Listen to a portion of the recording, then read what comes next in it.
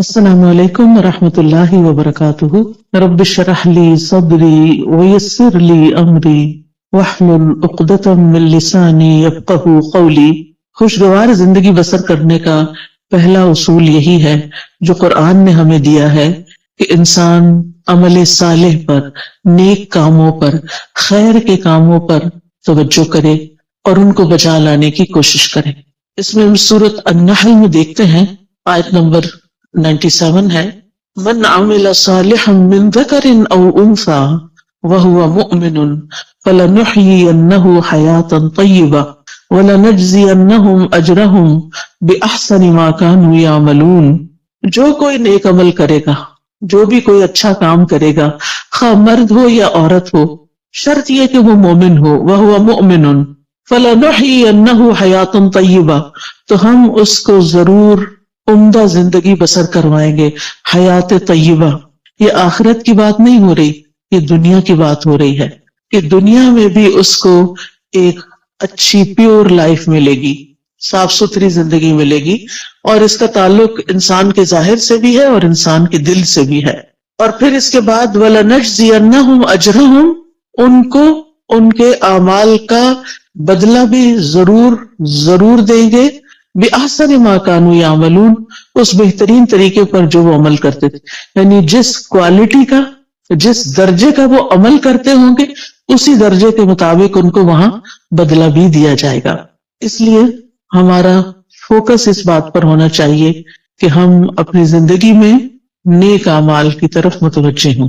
لیکن نیک اعمال سے پہلے ایمان ضروری ہوتا ہے، یعنی ہمیں اپنے ایمان پر کام کرنے کی ضرورت ہے۔ وَهُوَ مُؤْمِن شرط ہے، اگر ایمان نہیں ہے تو آپ دیکھیں اچھے کام تو دنیا میں ہر کوئی کم کوئی زیادہ اچھے کام کرتا ہے، بلکہ بہت سے نان مسلم ایسے ہیں جو شاید مسلمانوں سے بھی زیادہ اچھے کام کر رہے ہوں، انسانیت کی بھلائی کے کام کر رہے ہوں، لیکن وہ فائدہ نہیں دیتے جب تک کہ وہ اللہ کے لیے نہ کیے جائیں اور اللہ پر ایمان لا کر نہ کیے جائیں۔ ایون مسلمان بھی اگر کوئی اچھا کام کرتا ہے لیکن اللہ کے لیے نہیں کرتا تو اس کا فائدہ نہیں ہوتا اس کو۔ اگر وہ اپنا کام دکھاوے کے لیے کر رہا ہے، دوسروں کو خوش کرنے کے لیے کر رہا ہے، تو اس کا وہ فائدہ نہ ہوگا۔ لہذا پہلا کام کیا کرنا ہے ہمیں کہ ہمیں اپنے ایمان پر کام کرنا ہے۔ ہمیں دیکھنا ہے کہ ہمارا ایمان کس کس چیز سے بڑھتا ہے اور کس کس چیز سے بڑھے گا۔ لہذا بہت ضروری ہے کہ ہم وہ کام کریں جس سے ہمارا ایمان بڑھے۔ اس میں آپ دیکھیں کہ ہم میں سے ہر شخص اپنے دل کی کیفیت کو تو سمجھتا ہے، ہم میں سے ہر ایک کو پتا ہے کہ کس کام کے بعد میری اندر کی فیلنگز اچھی ہو جاتی ہیں، میری اللہ سے محبت بڑھ جاتی ہے، مجھے لوگوں سے کوئی شکوے شکایت نہیں رہتے، مجھے صبر کرنا آ جاتا ہے، مجھے شکر کرنا آ جاتا ہے، مجھے لوگوں کے رویوں سے بے نیازی آ جاتی ہے، دنیا کے غم ہلکے ہونے لگتے ہیں۔ وہ کون سی چیز ہے؟ اس راز کو پائیں۔ جس نے اس راز کو پا لیا وہ کامیاب ہو گیا، کیونکہ بہت سے لوگ بھٹکتے رہتے ہیں اندھیروں میں، سب کچھ جاننے کے باوجود بھی ان کو یہ نہیں پتا چلتا کہ ان کے دل کا چین، سکون، اطمینان، خوشی کس چیز میں ہے۔ سب کچھ ہوتے ہوئے بھی وہ پریشان کیوں رہتے ہیں، سب کچھ ہوتے ہوئے بھی کسی چیز کی کمی کا احساس کیوں رہتا ہے۔ لہٰذا ہم میں سے ہر ایک کو مختلف چیزیں ٹرائی کرنی چاہیے، تجربہ کرنا چاہیے۔ وہ کون سی بات ہے، وہ کون سا کلام ہے، وہ کون سی مجلس ہے، وہ کون سا انسان ہے، وہ کون سی محنت اور کوشش ہے کہ جس کے بعد مجھے ایک سیٹسفیکشن نصیب ہوتی ہے، اور جس چیز کے بعد آپ کو ملے اس چیز کو پھر دوبارہ دہرانا چاہیے۔ وہ قرآن مجید کا پڑھنا بھی ہو سکتا ہے، وہ اللہ کا ذکر بھی ہو سکتا ہے، وہ بندوں کی خدمت بھی ہو سکتی ہے۔ اگر یہ سارے کام اللہ کی خاطر ہو رہے ہوں، کسی کو دکھانے کے لیے نہ ہو رہے ہیں، وہ صدقہ خیرات بھی ہو سکتا ہے۔ نبی صلی اللہ علیہ وسلم نے فرمایا کہ تم آگ سے بچو خواہ کھجور کا ایک ٹکڑا، یعنی پوری کھجور بھی نہیں، بشق تمرہ، شق کہتے ہیں یعنی اگر جب اس کو دو حصوں میں توڑا جائے تو ہر دو حصہ شق جانب، یعنی اس کا ایک پیس جو ہے کھجور کا ایک پیس، اندر تو گٹلی ہوتی، اگر وہ پوری کھجور بھی نہیں دے سکتے، آدھی کھجور دے کے بھی تم اس کو پا سکتے ہو، یعنی آگ سے بچ سکتے ہو۔ تو ایسا ضرور کرو کہنے کا مطلب یہ ہے کہ ہم اپنی زندگی میں صرف اپنی خواہشات کی تکمیل نہ کر رہے، صرف اپنی خواہشات کے پیچھے نہ دوڑتے رہیں، بلکہ ان کاموں کے پیچھے جائیں، خواہ ان میں محنت لگتی ہو، خواہ ان میں تکلیف ہوتی ہو، خواہ ان میں کچھ قربانی کرنی پڑتی ہو، لیکن اس کے نتیجے میں ہمیں سکون قلب حاصل ہوتا ہو۔ امام ابن تیمیہ نے کہا تھا کہ انسان کے لیے ایک جنت دنیا میں ہے اور ایک آخرت میں ہے۔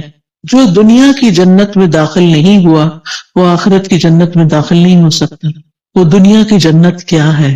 وہ دنیا کی جنت دل کا سکون ہے، دل کی راحت ہے، دل کی ٹھنڈک ہے، دل کا اطمینان ہے، دل کی خوشی ہے، کہ جس سے انسان ہر طرح کے حالات میں ایک پرسکون انسان رہتا ہے۔ اس کے لیے ہر شخص کو خود محنت کرنا ہے، اور اصول میں نے آپ کو دے دیا کہ اس کی جو ہے وہ ایمان لا کر عمل صالح ہے، نیک عمل ہے، لیکن وہ نیک عمل کیا کیا ہے ان کا علم حاصل کرنا ضروری ہے کہ کون کون سے کام اللہ تعالیٰ کو پسند ہے۔ پھر اسی طرح آپ دیکھیے کہ دوسری چیز جو انسان کو خوشی دیتی ہے وہ انسانوں کے ساتھ احسان کا معاملہ ہے، چاہے زبان کے ساتھ چاہے کام کے ساتھ۔ یعنی جب آپ کسی کے ساتھ اچھا بول لیتے ہیں، صرف اس کے ساتھ نہیں جو آپ کے ساتھ اچھی طرح بات کرتا ہے، اس کے ساتھ بھی جو آپ سے اچھی طرح بات نہیں کرتا اور کبھی بھی نہیں کرتا۔ ہم میں سے ہر شخص کی زندگی میں کچھ لوگ ایسے ضرور ہوتے ہیں کہ ہم ان کے ساتھ اچھا کرتے بھی نہیں، پھر بھی وہ ویسے ہی رہتے ہیں جیسے وہ ہوتے ہیں۔ لیکن ایسی جگہ پر جب انسان اپنی سیٹسفیکشن کے لیے اچھا کرتا ہے تو مزہ نہیں آتا، لیکن جب اللہ کے لیے کرتا ہے تو اس کا دل خوش ہو جاتا ہے کہ میں نے وہاں نیکی کی، میں نے اس کے ساتھ نیکی کی جس سے مجھے کوئی جواب نہیں ملنا۔ لہذا قولوا للناس حسنا، لوگوں سے جب بھی بات کریں، چاہے آپ کے ملازم ہوں، چاہے آپ کے رشتہ دار ہوں، چاہے آپ کہیں کام کرتے ہیں تو آپ کے کولیگز ہوں، چاہے آپ کہیں پڑھاتے ہیں تو آپ کے شاگرد ہوں، کوئی بھی ہو، بڑوں کے ساتھ پھر بھی انسان عزت کا اور احترام کا ایک معاملہ کرتا ہے، لیکن عموماً اپنے جیسوں کے ساتھ پھر ویسا ہی کرتا ہے جیسے اس کے ساتھ کیا جا رہا ہوتا ہے، اور اس کو ہم جسٹیفائی بھی کرتے ہیں۔ ہم یہ کہتے ہیں وہ بھی تو کرتا ہے نا، وہ بھی تو ایسے ہی کرتا ہے، ایسے کو تیسا ہی ہونا چاہیے۔ یہ اصول ہم نے خود بنا لیا، ایسے کو تیسا، یہ قرآن سے ٹکراتا ہے۔ ایسے کو تیسا نہیں، جو برا کرے ہمیں کیا تعلیم دی گئی ہے کہ ہم اس کے ساتھ اچھا کریں۔ ادفع باللتی ہی احسن، برائی کو اس طریقے سے دور کرو جو زیادہ اچھا طریقہ ہو۔ تو انسانوں کے ساتھ احسان بات کے ذریعے بھی، کوئی اچھی بات ان کو بتائیں، کوئی اچھا مشورہ دیں، اگر ان کو کوئی پریشانی ہے یا ان کو کسی بات میں کوئی مشکل پیش آئی ہوئی ہے تو ان کی اس مشکل کا حل تلاش کرنا۔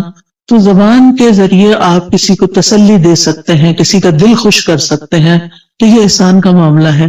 اور دوسرا، عمل کے ساتھ، کام کے ساتھ، جن لوگوں کے ساتھ ہمارا دن رات کا انٹریکشن ہوتا ہے، ہمیں یہ معلوم ہوتا ہے کہ ان کی ضروریات کیا ہیں، ان کے وہ کون سے کام ہیں جو میں کر سکتی ہوں، میں کہاں ان کے کام آ سکتی ہوں، اور پھر جب آپ وہی کام کرتے ہیں تو آپ کو خاص خوشی نصیب ہوتی ہے۔ ایک خوشی انسان کو اپنی خواہشات کی تکمیل سے ہوتی ہے کہ جو لوگ آپ کو اچھے لگتے ہیں آپ ان کے لیے کچھ کرتے ہیں تو آپ کو بہت اچھا فیل ہوتا ہے، تو بھی ایک خوشی ہوتی، لیکن وہ دراصل آپ اپنی خواہش پوری کر رہے ہوتے ہیں۔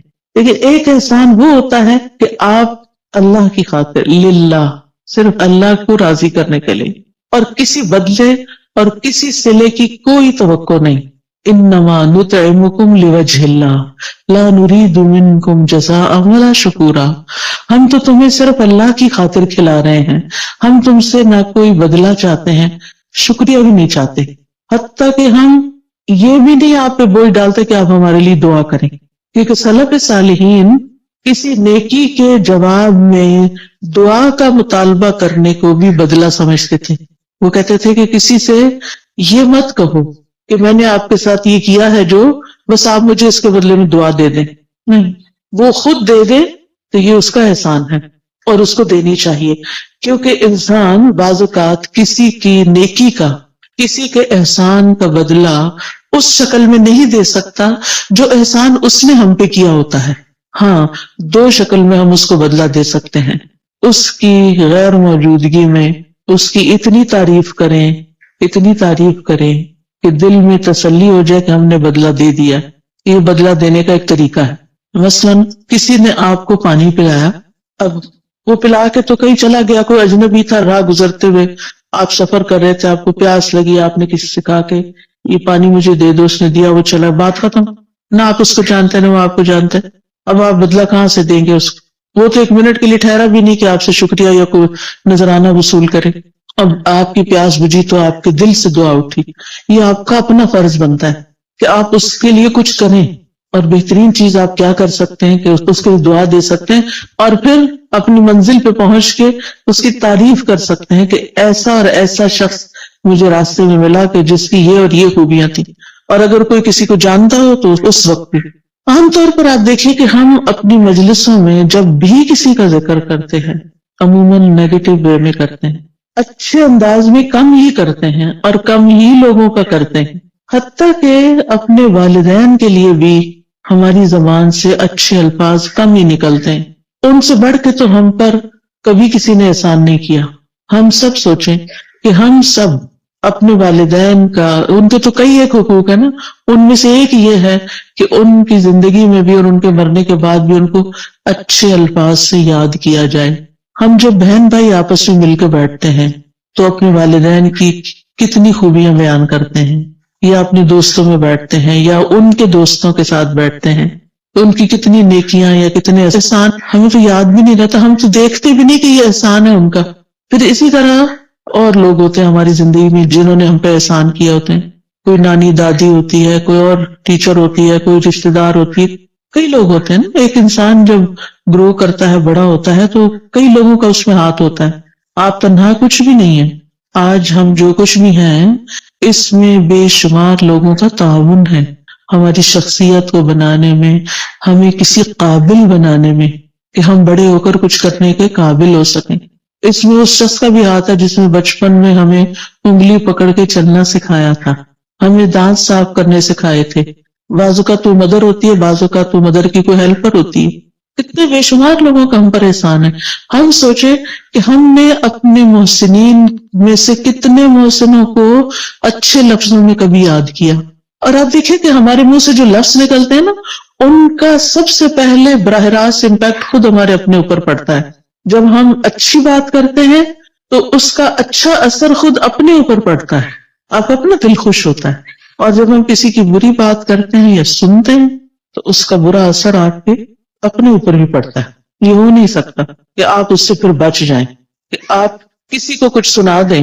اور کوئی شخص کسی کو کوئی گالیاں دے رہا ہے تو یہ تو نہیں ہوتا کہ وہ اٹھا کے صرف اس پہ کچھ پھینک رہا ہے، وہ اپنے آپ کو اپنے کانوں کے ذریعے اپنے دل پہ بھی پھینک رہا ہے. تو ان احسنتم احسنتم لانفسکم، اگر تم اچھا کرو گے تو اپنی ذات کے لیے اچھا کرو گے. انسان جب اچھا کرتا ہے تو اپنے ہی لیے اچھا کرتا ہے. اسی طرح خوشگوار زندگی بسر کرنے کے لیے بڑا ضروری ہوتا ہے، ایک اچھی زندگی بسر کرنے کے لیے، کہ انسان کسی اچھے کام میں مصروف رہے. ایک تو وہ کام ہوتے ہیں نا جو ہمیں کرنے پڑ جاتے ہیں، جو مجبوری سے ہم کرتے ہیں، ہمارے اوپر وہ ڈال دیے جاتے ہیں. مثلاً آپ بیٹی ہیں، گھر میں رہتی ہیں، تو آپ کی والدہ نے آپ کو کچھ کام کہہ دیے کہ یہ تم نے کرنے. جیسے ہم اپنے بچوں کے ساتھ کرتے ہیں کچھ کام، بیٹے کے ذمہ کچھ، بیٹی کے ذمہ کچھ، وہ تو کرنے ہی ہیں. کہ آپ کا فرض بنتا ہے کہ آپ جس گھر میں رہتے ہیں، جہاں سے آپ سارے فائدے اٹھاتے ہیں، وہاں آپ پے بیک بھی کریں، کچھ نہ کچھ واپس لوٹائیں، کچھ نہ کچھ اس گھر کی خیر خواہی کریں. لیکن یہ کافی نہیں ہے، یہ تو فرض کے درجے میں ہے نا. جو احسان ہوتا ہے نا وہ فرض سے آگے کی چیز ہوتی ہے، ٹھیک ہے نا. مثلاً حدیث سے جبریل میں احسان کی تعریف کیا کی گئی ہے؟ ان تعبد اللہ کانک تراہ. اب اس میں آپ دیکھیں دو حصے ہیں. ان تعبد اللہ ایک حصہ ہے جو ہم سب کرتے ہیں، کانک تراہ دوسرا حصہ جو احسان کا درجہ ہے. اگر آپ یہ نہیں کرتے کانک تراہ تو آپ صرف عبادت کریں، فرض پورا کریں، ہو گیا. لیکن احسان کے درجے کو نہیں آپ پہنچے. احسان کے درجے کو وہ پہنچتا ہے جو اسے خوبصورت انداز میں نبھاتا ہے. تو اس میں آپ دیکھیے کہ ہم سب اپنی زندگی میں کوئی نہ کوئی ایسا مقصد رکھیں، کوئی نہ کوئی ایسی چیز کریں جو ہمارے روزمرہ کے فرائض سے آگے کی چیز ہو. اس میں ہم کوئی علم سیکھنے کی بات کر سکتے ہیں، کوئی سکھانے کی کر سکتے ہیں، کوئی ایسا ہنر اللہ نے آپ کو دیا ہے کہ جس سے آپ خلق خدا کو کوئی فائدہ پہنچا سکتے ہیں. اور جو لوگ اپنی جوانی میں مصروف زندگی گزارنا سیکھ لیتے ہیں، اپنے وقت کو لغو اور فضول بیکار باتوں سے بچا کر اچھے کاموں میں لگاتے ہیں، ان کا بڑھاپا بڑا خوشگوار ہوتا ہے۔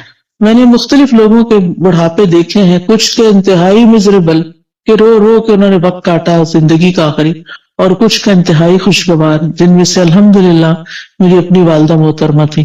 ہم 12 بہن بھائی تھے، انہوں نے 13 بچے جنم دیے، 13واں فوت ہو گیا تھا، لیکن 12 انہوں نے پال کے جوان بڑے کیے اور ان کی تربیت کی، اور وہ ساری زندگی انتہائی مصروف رہی انہی بچوں کی پیدائش اور پرورش اور تعلیم اور شادی اور ان سب چیزوں میں۔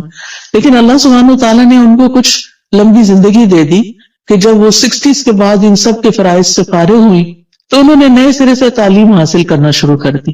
انہوں نے باقاعدہ داخلہ لے کے الہدیٰ میں تعلیم القرآن میں کورس کرنا شروع کیا، نوٹس بنانے شروع کیے، ٹیسٹ دینے شروع کیے، اسٹوڈنٹس کے ساتھ اتنے ہمبل طریقے سے بیٹھتی تھی کہ جیسے وہ بھی ایک اسٹوڈنٹ ہے، یونیفارم پہنتی تھی، اور بچیوں کے ساتھ ایسی دوستی رکھی ہوئی تھی جیسے کسی اپنے ہم عمر کے ساتھ ہوتی۔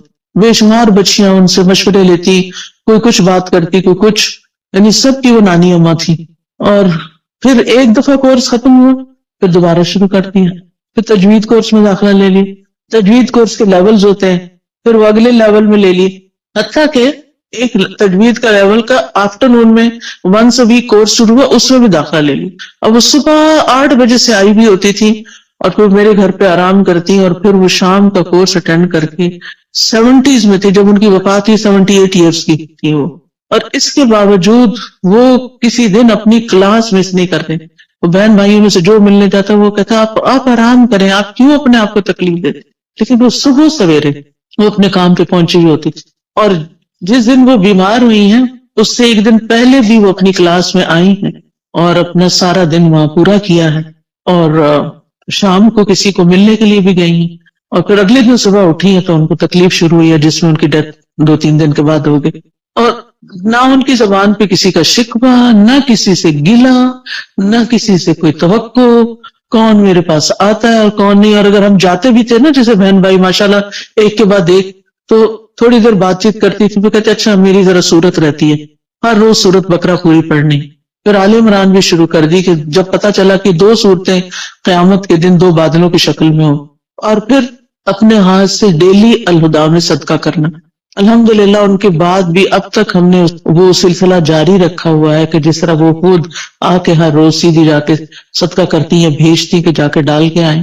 تو الحمدللہ، تو جو عادتیں انسان ڈال لیتا نا اپنے اندر کسی نہ کسی کام کی مصروفیت رکھنے کی، ٹھیک ہے اگر آپ کے اس وقت بچوں کی وجہ سے بہت مصروفیت ہے، آپ ریگولر 4 دن کا کورس جوائن نہیں کر سکتے، فل ٹائم نہیں کر سکتے، آپ ہفتے میں 1 دن کر لیں، آپ باقاعدہ طالب علم بنیں، آپ پڑھیں، سبق یاد کریں، ٹیسٹ کریں، تب آپ کو پتا چلے گا آپ کہاں کھڑے ہیں۔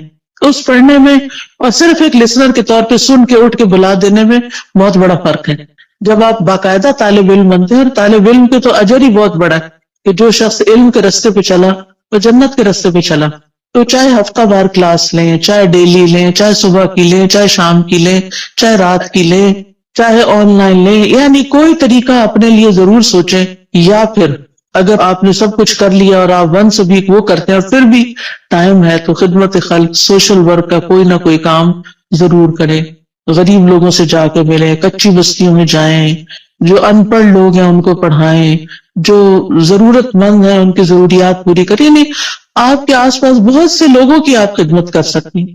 تو جو کسی کے ساتھ احسان کا معاملہ کرتا ہے وہ احسان واپس اس پہ لوٹ کے آتا ہے، یعنی واپس آپ کی طرف ہی آئے گا، دنیا میں بھی آپ کو فائدہ دے گا، آپ کی زندگی خوشگوار ہو جائے گی، آپ کے غم دور ہو جائیں گے، اور آخرت میں تو فائدہ دے گا ہی دے گا۔ مسلمان کو جب قبر میں دفن کیا جاتا ہے، اور قبر کی تنہائی تو آپ کو پتہ ہے کوئی بھی ساتھ نہیں جاتا، اس وقت صرف عمل ساتھ جاتے ہیں، تو نماز اس کے سرانے کی طرف آ جاتی ہے، صدقہ خیرات اس کے، زکوٰۃ دائیں طرف آ جاتی ہے، روزہ بائیں طرف، اور صدقہ خیرات اور دیگر نیکیاں پاؤں کی طرف، لہٰذا کوئی بھی عذاب کسی طرف سے بھی آنے کا رستہ نہیں رہتا، اور وہ یہ چیزیں اس کو پروٹیکٹ کرتی ہیں۔ لیکن اگر ان میں ہی کمی ہو اور وہی ناقص ہو، پروٹیکشن والی ویک ہو، تو پھر کون بچانے آئے گا؟ وہاں تو رونا دھونا بھی کام نہیں آئے گا، لوگ مزے سے اپنے بستروں میں سوئے ہیں اور قبر کا عذاب سہنے والا اندھیری کوٹڑی میں اکیلے مصیبت میں پڑا ہوا ہے، جس کا کوئی فریادی نہیں ہے، کوئی پوچھنے والا نہیں. تو ابھی ہمارے پاس ٹائم ہے، ابھی ہماری زندگی ہے، کیوں نہ ہم ایسے کام کریں کہ اس دنیا میں بھی جئیں تو اطمینان کے ساتھ جئیں اور آگے بھی اطمینان کے ساتھ رہیں. پھر اسی طرح آپ دیکھیں کہ ایک اور چیز کا آپ خیال رکھیں کہ ماضی میں جو کچھ ہو چکا اس پر غمگین نہ رہا کریں، ریگریٹس نہ کیا کریں، بہت بس توبہ کر لیا کریں. جو ہو چکا سو ہو چکا، اب وہ ہاتھ سے نکل چکا ہے. اب ہمارا معاملہ اللہ تعالیٰ کے ساتھ ہے، اور وہ غفور الرحیم ہے، رحمان الرحیم ہے. لہٰذا اس سے ہم اچھا حسن ظن رکھتے ہیں کہ وہ ہمیں معاف کر دے گا. لہٰذا جتنی بھی غلطیاں ہیں، جو جانتے اور جو نہیں جانتے، ان سب پر ہم توبہ کرتے رہیں، استغفار کرتے رہیں، لیکن غم نہ کریں. کیونکہ بعضوں کا شیطان انسان کو غمگین رکھتا ہے. وہ کیا چاہتا ہے کہ انسان اسی طرح الجھتا رہے اپنے غموں میں اور کچھ نہ کرے. تو آپ نے اس کے پھندے میں نہیں آنا. اس سے کہنا کہ میرا معاملہ اللہ کے حوالے ہے، مجھے اپنے رب سے اچھی امید ہے. اور حدیث میں ہمیں کیا تسلی دی گئی ہے کہ اللہ اپنے بندے کے ساتھ کیسا معاملہ کرتا ہے، جیسا وہ اس کے بارے میں گمان کرتا ہے. اسی طرح مستقبل کا ہم غم فکر بھی نہ کیا کریں. میں ہمیشہ سوچتی ہوں جس رب نے اب تک پالا ہے، اب تک سنبھالا ہے، آگے بھی وہی رب ہے. جس چیز کے بارے میں بھی فکر آنے لگتی ہے تو میں اپنے مائنڈ کے اندر اس چیز کو ایسے ریپ کرتی ہوں، اور پھر میں کہتی ہوں اللہ تعالیٰ یہ آپ کے حوالے. جیسے موسیٰ علیہ السلام کی والدہ نے موسیٰ علیہ السلام کو ریپ کیا اور باسکٹ میں ڈالا اور دریا کی نظر کیا اور کہا یہ آپ کے حوالے. ایسے ہی امیجنیشن میں جو چیز بچوں کے بارے میں فکر ہے تو ان کو بھی اسی طرح ریپ کر کے اللہ کے حوالے کر دیا. میں باقاعدہ بولتی ہوں یہ لفظ، اللہ آپ نے موسیٰ علیہ السلام کی جیسی حفاظت کی تھی ایسی میرے بچے کی آپ حفاظت کریں. یوسف علیہ السلام کا جو ماحول تھا سارا، وہ کیسا تھا؟ مصر میں کسی اسلامی ماحول میں تھے، کسی اسلامی اسکول میں جا رہے تھے، یا کسی اسلامی درسگاہ میں تھے، یا کسی مسجد میں بیٹھے رہتے تھے. وہاں تو مسجد نام کی کوئی چیز نہیں تھی، وہاں تو کچھ نہیں تھا ان کے پاس. ہر طرف برائی کے مواقع تھے. کس نے حفاظت کی؟ اللہ نے حفاظت کی. ہر وقت بچوں کے لیے پریشان نہ رہا کریں. آپ کہا کریں کہ اللہ میں نے ان کو تیرے حوالے کیا، آپ نے یوسف علیہ السلام کی حفاظت کی تھی، آپ میرے بچے کے ایمان اور دین کی بھی حفاظت کریں، اور اللہ کرے گا. تو جس چیز کے بارے میں آپ فکر کرتے ہیں نا، اس کے لیے اپنی تدبیر ضرور کریں، کوشش کریں، محنت کریں، لیکن ہر چیز ہمارے ہاتھ میں نہیں ہے، اللہ کے ہاتھ میں ہے. اور اللہ کا جب اذن ہوتا ہے تو وہ چیز ہو جاتی ہے. انما امرہ اذا اراد شیئا ان یقول لہ کن فیکون. تو اس طرح اپنے بوجھوں سے آزاد ہوں تاکہ آپ شرح صدر کے ساتھ حال میں اس وقت جو کام کر رہے ہیں اس پہ فوکس کریں. مثلا میں اگر اس وقت پڑھا رہی ہوں، کچھ سکھا رہی ہوں، اور میں غم لگا کے بیٹھی بھی ہوں کسی اور چیز کا، تو میں کوالٹی نہیں دے سکتی. آپ اگر یہاں بیٹھے ہوئے اور سوچ رہے ہیں کوئی گھر میں مسئلے کا، تو آپ کا آدھا دل ادھر ہے آدھا ادھر ہے، آپ ڈیوائیڈڈ ہیں، آپ انجوائے نہیں کر سکتے. اس وقت آپ سب کچھ چھوڑ کے آئے ہیں، ریلیکس ہو جائیں، سکون سے بیٹھیں، اطمینان سے سنیں، اپنے لیے کچھ پک کریں، یاد رکھیں، ساتھ لے کے جائیں اور اس کے مطابق زندگی بسر کریں تاکہ یہاں آنے کا کچھ فائدہ ہو آپ کو. تو اپنے سارے خیالات کو کیا کرنا ہے، اکٹھا کر کے اس نقطے پہ فوکس کرنا ہے جو آپ اس وقت کام کر رہے ہیں. پھر ایک اور چیز جو دلوں کو بڑا اطمینان دیتی ہے، اور وہ ہے اللہ کا ذکر.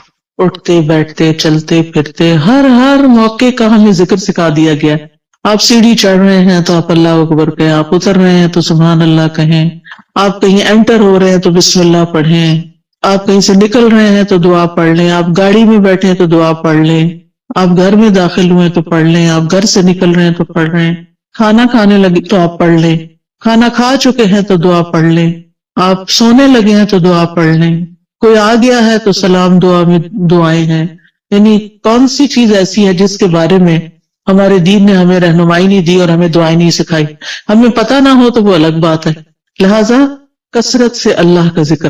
قرآن مجید میں اللہ تعالیٰ اپنے مومن بندوں اور بندیوں کی صفت یہ بیان کرتے ہیں وَالذَّاكِرِينَ اللَّهَ كَثِيرًا وَالذَّاكِرَاتِ، کہ وہ کثرت سے اللہ کا ذکر کرنے والے ہیں، مرد بھی اور عورتیں بھی. اور اس کے علاوہ فارغ اوقات میں ڈرائیو کر رہے ہیں، آپ گھر کے کام کاج کر رہے ہیں، کھانا پکا رہے ہیں، لانڈری کر رہے ہیں، کلیننگ کر رہے ہیں، کچھ بھی کر رہے ہیں، آپ کی زبان اللہ کے ذکر سے تر رہے.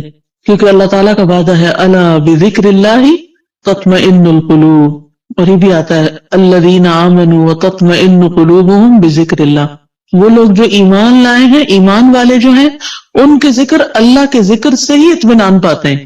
اگر ذکر، کچھ لوگ کہتے ہیں ذکر بھی کرتے ہوئے چین نہیں آ رہا، پھر اپنے ایمان پہ کام کریں، کیونکہ اللہ تعالیٰ نے ایمان والوں کی تو یہی صفت بیان کی کہ ان کو اللہ کے ذکر سے چین آ جاتا ہے، ان پہ یہ دوائی کام کر جاتی ہے۔ اور اگر آپ پر یہ دوائی کام نہیں کر رہی تو پھر دوائی کا قصور نہیں ہے، کچھ مشکل آپ کے اندر ہے، کیونکہ ذکر تیر بہدف نسخہ ہے۔ تیر بہدف کا مطلب ہوتا ہے نشانے پہ جا کے لگتا ہے، جس قسم کی آپ کو تکلیف ہو اس کا علاج ہے۔ پھر اسی طرح اپنی روزمرہ کی گفتگو میں اللہ کی نعمتوں کا ذکر شروع کر دیں، اللہ کی نعمتوں کو دیکھنا شروع کریں، چھوٹی چھوٹی باتوں پر شکر ادا کریں۔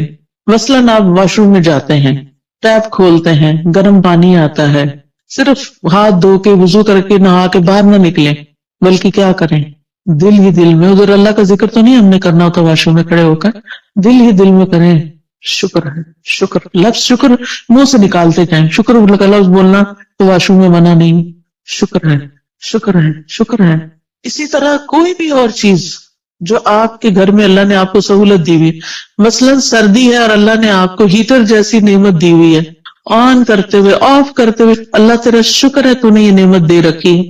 کتنے ہی لوگ ایسے ہیں جن کے پاس یہ نعمت نہیں ہے، کتنے ہی لوگ ہیں جن کے پاس پورا لباس بھی نہیں ہے، ان کے پاس آپ جیسی رضائی بھی نہیں ہے، ان کے پاس جوتے بھی نہیں ہیں، جرابیں بھی نہیں ہیں، پورا کھانا بھی نہیں ہے۔ ہمیں تو سردی لگتی ہے، کہتے ہیں چائے کا کپ پی لو سردی ختم ہو جائے گی، یہ فلاں حلوہ کھا لو، فلاں کتنی کتنی سوغاتیں ہم نے بنائی ہوئی ہیں سردیوں کی اپنی سردی کو دور کرنے کے لیے۔ کیسی کیسی نعمتیں اللہ نے دی ہیں، یعنی صرف کھانے کی حد تک تھوڑی رہتے ہیں ہم سب کہیں نہ کہیں سے کچھ نہ کچھ بچا کے کر کے ہم اپنے لیے کچھ نہ کچھ ایکسٹرا بنا لیتے ہیں۔ کتنے لوگ ہیں جن کے پاس یہ سب کچھ، پھر بھی ہم روتے ہیں کیونکہ ہم شکر ادا نہیں کرتے۔ آپ چل سکتے ہیں، آپ بول سکتے ہیں، آپ کو کوئی اچھی سی خوشبو آتی ہے، شکر، اللہ تیرا شکر۔ اللہ کی نعمتوں پر شکر ادا کرنا سیکھیں، اور لوگوں سے بھی بات کریں تو نعمتوں کا ذکر کریں، مسائل کا نہ ہر وقت کریں۔ مشکل پتہ کیا ہے، ہم صرف مسائل کو ڈسکس کرتے ہیں، یہ مسئلہ پیش آ گیا، وہ مسئلہ پیش آ گیا، یہ مسئلہ حل نہیں ہوا، وہ مسئلہ حل نہیں۔ شوہر گھر آئے گا تو مسائل کی پٹاری کھل جائے گی، بچوں سے ملاقات ہوگی تو مسائل ہیں، کیوں ہر وقت مسائل کی باتیں کریں؟ مسائل جس وقت یاد آئے نا، دیر اینڈ دین دل ہی دل میں اللہ کو پکار لیا کریں، اللہ تعالیٰ یہ مسئلہ تو ہے، بس آپ حل کر دیں، سارے خزانے تیرے ہاتھ میں، آپ نہیں کرنا ہے۔ اور باقی ہم نے خود تو کرنا نہیں ہوتا، کوشش ضرور کریں، لیکن بندوں کے پاس حل کوئی نہیں ہے۔ بندے آپ کی طرح یا آپ سے بھی زیادہ کمزور ہوتے ہیں، جن بندوں پہ ہم ریلائے کر رہے ہوتے ہیں وہ بعض اوقات ہم سے بھی کمزور ہوتے ہیں۔ اسی لیے اللہ تعالیٰ نے قرآن مجید میں ایک مثال دی ہے، اللہ کے سوا جنہوں نے اور سہارے بنا رکھے ہیں، اولیاء بنا رکھے ہیں، مددگار سمجھ رکھے ہیں، ان کی مثال مکڑی کی طرح ہے جو ایک گھر بناتی ہے، اور گھروں میں سب سے کمزور گھر مکڑی کا ہوتا ہے۔ اگر مثال کے طور پر کوئی مکڑی کا جالا لگا ہوا ہے اور آپ ذرا سلپ ہونے لگے، پکڑے ذرا جالے کو، سہارا دے گا آپ کو؟ نہیں، کمزور ہے وہ جالا۔ کمزوروں کا سہارا چھوڑ کر سب سے طاقتور کا سہارا پکڑیں، اللہ پر توکل کریں، اللہ کا سہارا لیں، اللہ سے مدد مانگیں، اس پر یقین رکھیں، ہر چیز اس کے ہاتھ میں ہے، بیدہ الملک، ساری بادشاہت، ساری ملکیت اسی کی ہے، وَهُوَ عَلَى كُلِّ شَيْءٍ قَدِيرٌ، اور وہ ہر چیز پر پوری قدرت رکھتا ہے۔ پھر آپ دیکھیں کہ جو چیزیں آپ کو پریشان کرتی ہیں نا، ان کی کسی وقت لسٹ بنا لیں، مجھے یہ بھی فکر ہے، مجھے یہ بھی فکر ہے، انہیں کیا کیا کیا کیا کیا کیا پریشان کرتا، کیا کیا غمگین کرتا، ہاتھ پہ ہاتھ رکھ کے نہیں بیٹھے رہیں، لسٹ بنائیں، کیا بادر کر رہا ہے، کیوں کر رہا ہے، اس مسئلے کا حل کیا ہے، ٹھیک ہے نا؟ تو ان مسائل کے حل کی کوشش بھی کرنی ہے، مسائل لکھ لینے، اس کا حل۔ پھر آپ دیکھیں کہ کن لوگوں کے پاس اتنی عقل سمجھ ہے کہ جو اس کو جان، مثلاً آپ بیمار ہوتے ہیں، کس کے پاس جاتے ہیں؟ یہ کس کے پاس جانا چاہیے؟ سب چپ بیٹھے ہیں، لگتا جاتے ہی نہیں۔ ڈاکٹر کے پاس، ڈاکٹر شفا دیتا ہے؟ نہیں، تو پھر کیوں جاتے ہیں؟ ذریعہ بنتا ہے، ٹھیک ہے۔ اس کوشش کی وجہ سے جو ہم پر لازم کی گئی ہے کہ کوئی مسئلہ پیش آ جائے تو اس کو دور کرنے کے لیے کوشش کریں، یہ یقین رکھتے ہوئے کہ کوشش ہماری طرف سے اور شفا اللہ کی طرف سے۔ ہم جا رہے ہیں ڈاکٹر کے پاس، ڈاکٹر اپنے علم کی روشنی میں ہمیں مشورہ دے گا، دوائی دے گا، اس دوا میں شفا اللہ ڈالے گا، ایسے سوچا کریں، ٹھیک ہے؟ گیزر خراب ہو جائے تو کس کے پاس جاتے ہیں؟ پلمبر کے پاس۔ اسی طرح جس قسم کا کوئی مسئلہ پیش آتا ہے زندگی میں، اس کا حل کس کو اللہ نے سکھایا، کون ہو سکتا ہے، بس اس کے پاس جائیں۔ ہر ایک کے سامنے، یہ نہیں کہ دوست کا فون آیا تو اس کو کہانی سنا، آج گیزر خراب ہو گیا تھا، پھر ٹھنڈا پانی تھا، پھر یہ ہو گیا، وہ کتنا وقت اپنا بھی ضائع کیا اور اس کو بھی بیزار کیا۔ وہ کیا کر سکتی ہے اپنے گھر میں بیٹھی ہوئی آپ کے گیزر کے لیے؟ ہاں یہ ہو سکتا ہے، آپ کو نہیں پتا کسی اچھے پلمبر یا کسی اچھے کام کرنے والے، تو آپ اسے یہ کہہ سکتی ہیں آج یہ مسئلہ پیش آیا ہے، تمہارے علم میں کوئی ہے جو یہ مسئلہ حل کر سکے؟ اگر ہے تو ٹھیک، ورنہ آگے چلو، کوئی اور بات کرو۔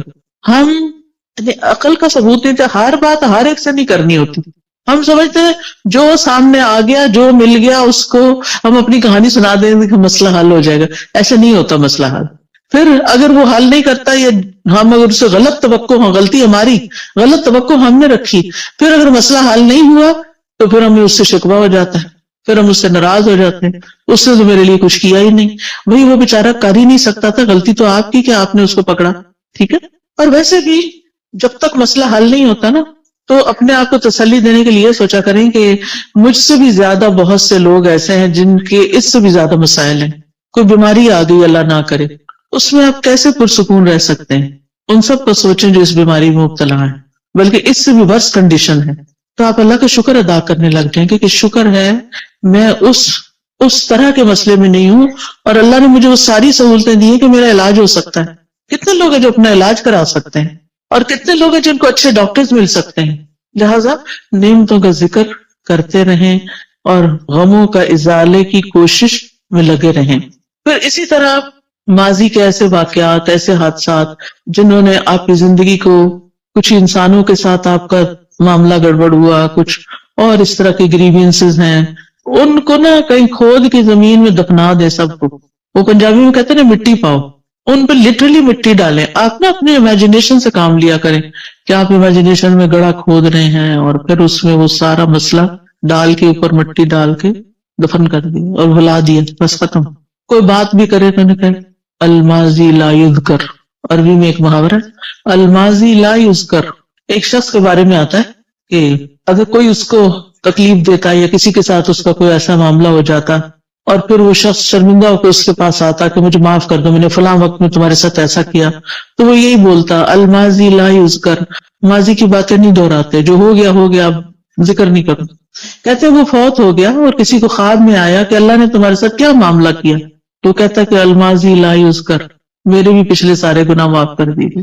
تو انسان ہے نا، انسانوں سے ہمیں تکلیف پہنچ جاتی ہے، لیکن ہم نے رہنا بھی ان کے ساتھ ہوتا، تو پچھلی باتوں کو نہ کھوتے کو ریتتے رہا کریں اور دعا کیا کریں اللہ میرے ذہن سے نکال دے یہ باتیں۔ بعض اوقات یہ ہوتا ہے کہ شادی کے موقع پر کوئی مصیب ہو جاتا ہے، شوہر کی طرف سے ایسی تکلیف پہنچتی ہے یا کسی اور کی طرف سے یا کبھی بچوں کی طرف سے بھی، اور وہ ہرٹ کرتی ہے باقاعدہ، ان سب کو نکال دے زندگی سے ایز اف ہوئی نہیں۔ پھر ایک بڑی خوبصورت دعا ہے نبی صلی اللہ علیہ وسلم کی جو زندگی کو خوبصورت بنانے کے لیے فائدہ مند ہے، اللہم اصلح لی دینی الذی ہوا عصمت امری واصلح لی دنیای التی فیہا معاشی واصلح لی آخرتی التی فیہا معادی واجعل الحیات زیادۃ لی فی کل خیر واجعل الموت راحۃ لی من کل شر۔ یہ دعا زبانی یاد کر لیں اور اس کو دن میں کم از کم ایک دفعہ تو ضرور پڑھا کریں، ساری چیزیں ٹھیک ہو جائیں گی۔ اس میں دین، دنیا، آخرت، ہر چیز کو ٹھیک کرنے کی بات ہے۔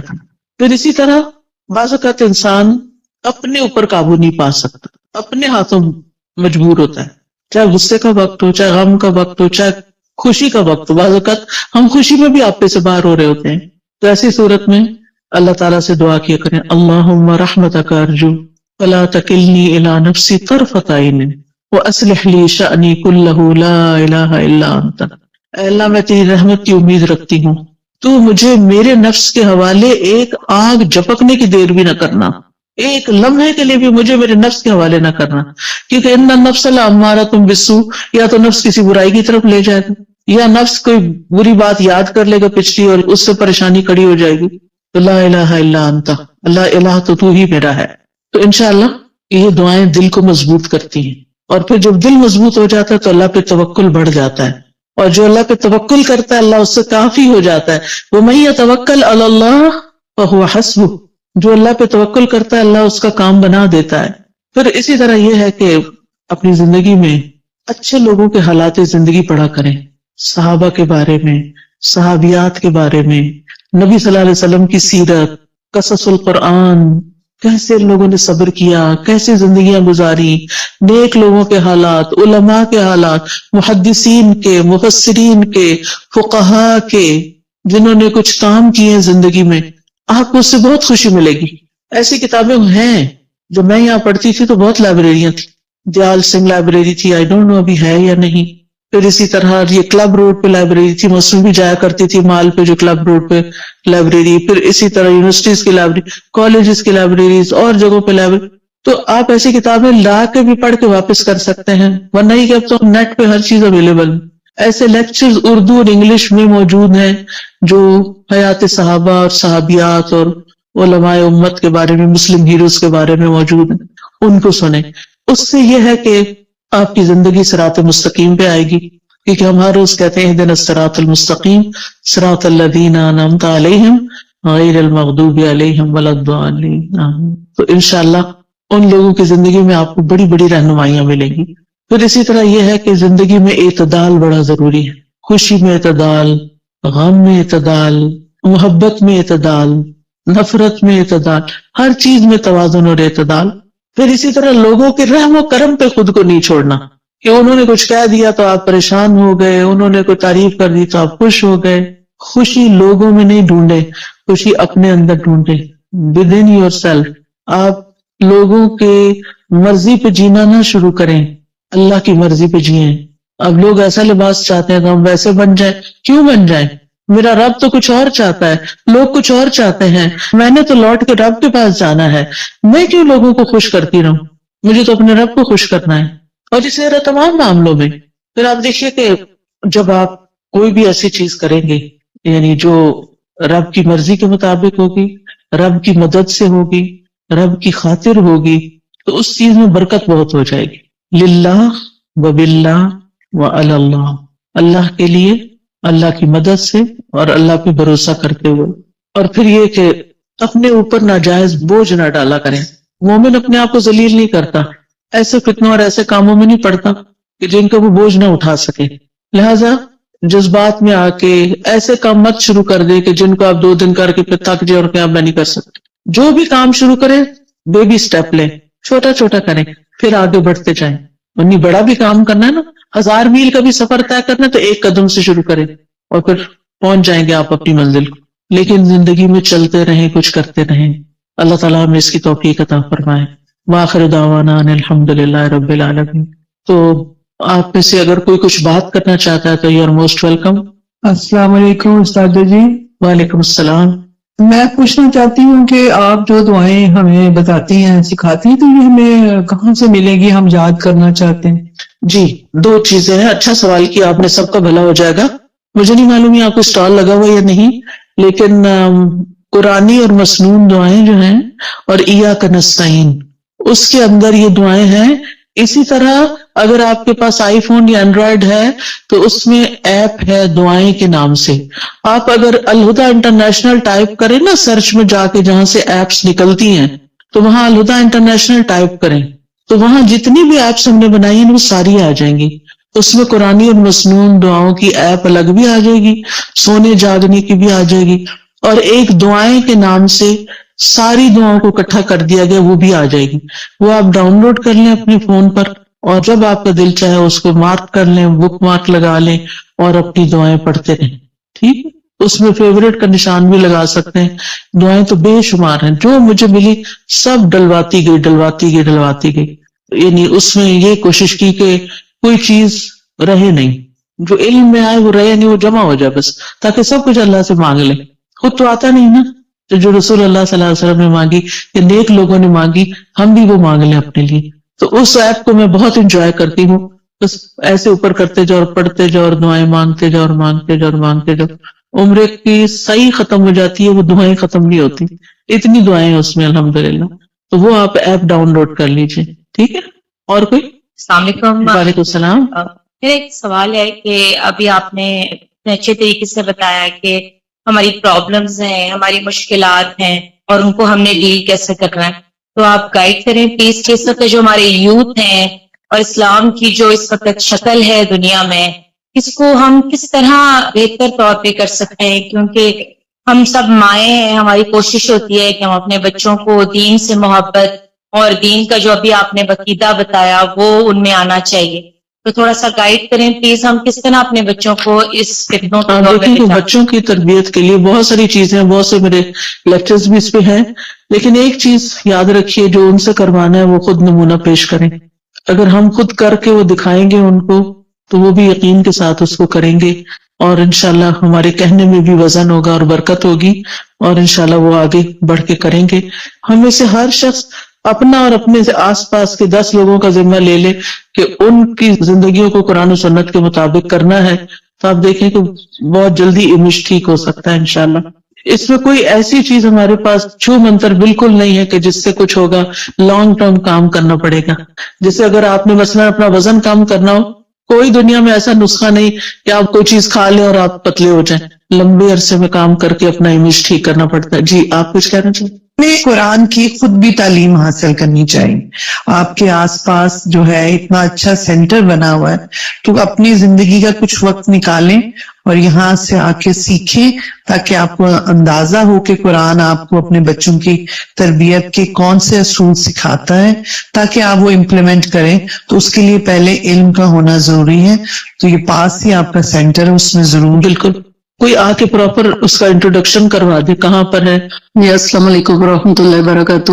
جی یہ ہمارا جو سینٹر بنا ہوا ہے، اس میں آفٹرنون بچوں کی کلاسز ہو رہی ہیں، پورے 5 دن ہو رہی ہیں. تو ہم نے فری پک اینڈ ڈراپ بھی دیا ہوا ہے، تو اس میں آپ بچوں کو لائیں. بچے الحمدللہ سیکھ رہے ہیں، تو آپ بچوں کو اگر کروائیں تو اس لیے یہ سب نے جو 408 ای بلاک، تو آپ بچوں کو بھیجیں تو بچے انشاءاللہ سیکھیں گے. آپ لوگ خود بھی آئیں، عورتوں کے لیے بھی کورسز ہیں، بچیوں کے لیے بھی ہیں، اور شام کو جو ہے وہ بچوں کی کلاسز ہو رہی ہیں. تو یہ سوسائٹی سے بہت لوگ آ رہے ہیں، یہ کماہا سے آ رہے ہیں، جٹول سے آ رہے ہیں. تو آپ بچوں کو ادھر لائیں تو بچے انشاءاللہ سیکھیں گے. السلام علیکم. کسی کو اور تو نہیں کچھ کہنا؟ السلام علیکم. جی وعلیکم السلام.